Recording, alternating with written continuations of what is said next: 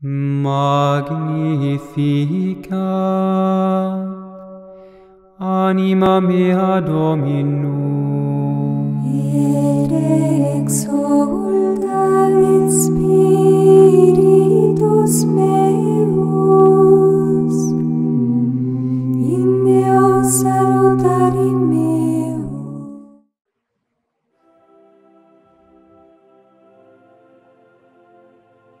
Welcome to the new episode of the theme Centuries of Avila, Mother of Interior Souls. I am going to deal with a topic which cannot be digested either by the old generation or by the new generation, but sweetly accepted by the saints of God.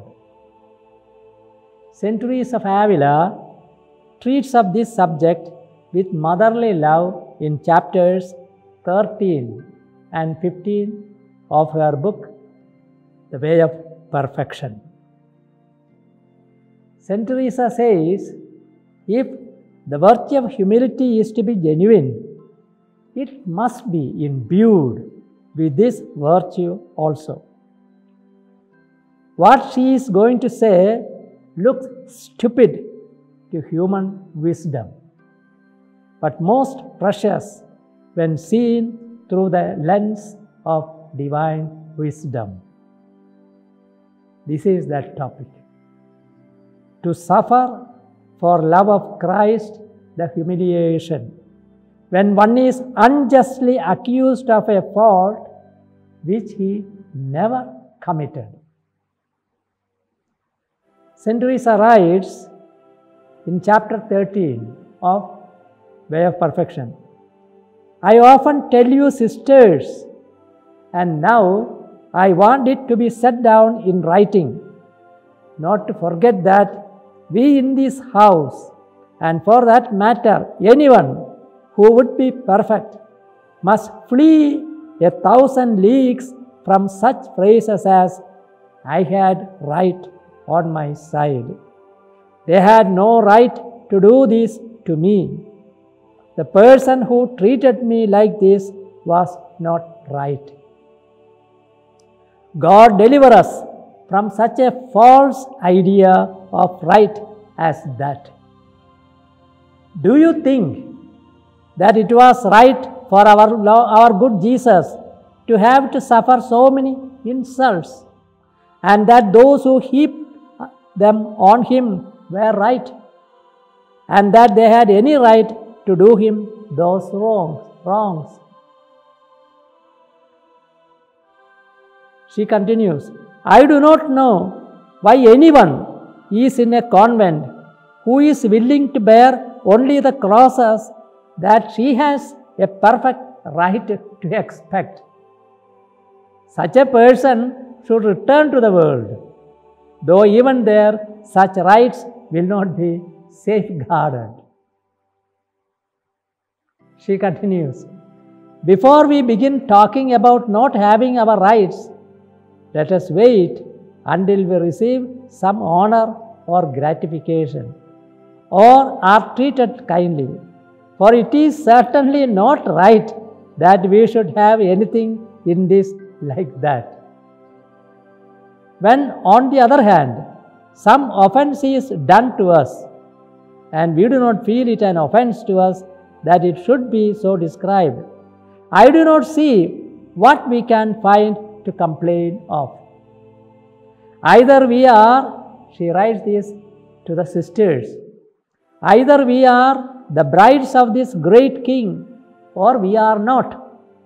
If we are, what wife is there with a sense of honor who does not accept her share in any dishonor done to her spouse, even though she may do so against her will?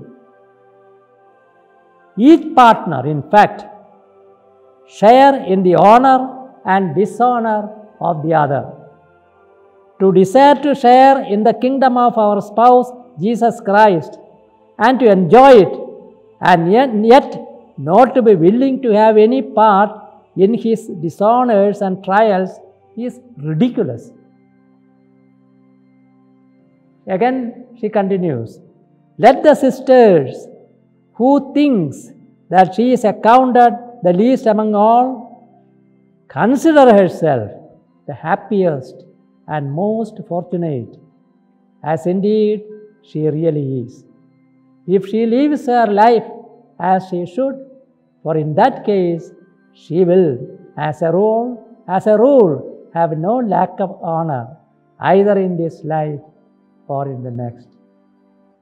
Saint Therese of Lisieux wrote down in a paper this prayer while she pronounced her vows. May I be trodden down like an insignificant grain of sand in my community, my Jesus. Saint Teresa continues, and no convent will take her or allow her to make her profession until they have given her many years of probation to see if she improves. I am not referring to shortcomings affecting penances and fasts, for although these are wrong, they are not things which do so much harm. I am thinking of nuns who are of such a temperament they like to be esteemed and made much of, who see the faults of others but never recognize their own, who are deficient in other ways like this, the true source of which is want of humility.